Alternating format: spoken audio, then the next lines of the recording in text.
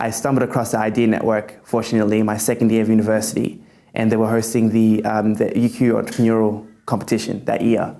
And I entered with a friend of mine, actually one of the interviewees, Kwa,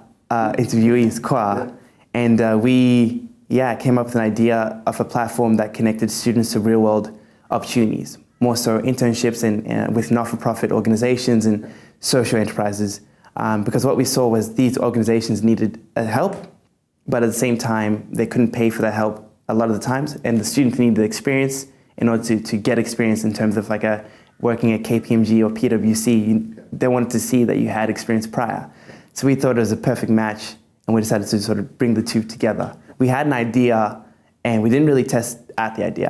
We had the idea, and we said, look, in our heads it made sense, connecting students, connecting not-for-profits, social enterprises, but in reality, there were a lot more barriers there than we foresaw. So we didn't actually go out and test it. We didn't go out to potential customers and ask them what their thoughts were of this platform. We didn't ask students either what they thought about it. So we just went ahead really quite in a naive way without really understanding what we were doing.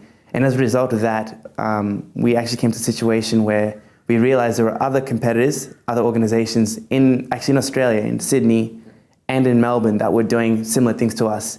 And they were doing things at a high level. So yeah, we didn't understand the market, and we also didn't do our market research and look at the competitors and all of that. So we were working at iLab, part of the Incubate program at iLab, and the last day when we decided to sort of shelve this venture, I walked out of that room and I got a call from a random number.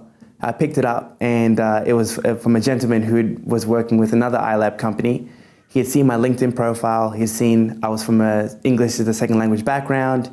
They were working on some English pronunciation software. And he said, would you want to have a chat and see if there's some ways we can work together? In a period of, after about 2 months of going back and forth and talking to these guys, I looped in one of my other friends from UQ, and all of a sudden, they named me CEO of this company and my friend head of operations, and they gave us a sizable stake of equity in the company. And they said, look, this is yours now. Like, you are the face of this company now. You guys run it.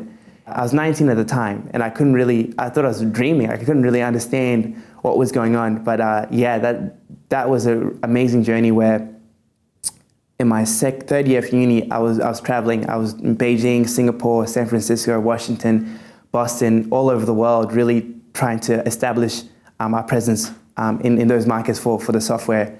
It is still a going venture, but one of the big lessons I learned from that was really when I grew a lot from that venture. I initially started off my entrepreneurial journey really interested about making money, really. That was a major motivation for me, about making money.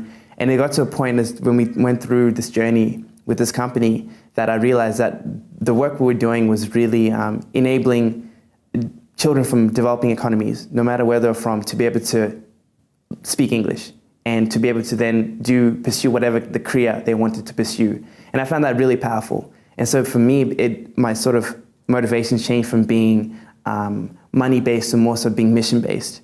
So I established what I call CIALA, which is the Council for Young Africans Living Abroad. And we develop Africans into future leaders and borderless thinkers through our events, our conferences, and other advancement opportunities.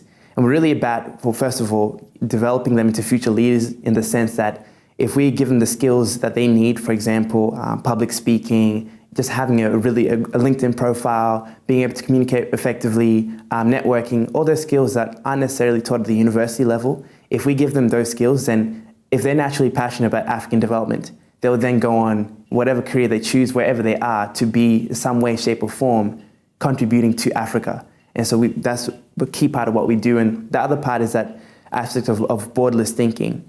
I mean, the sense of Africa, there are over 54 different countries within Africa. And those borders were created not by us, but for us.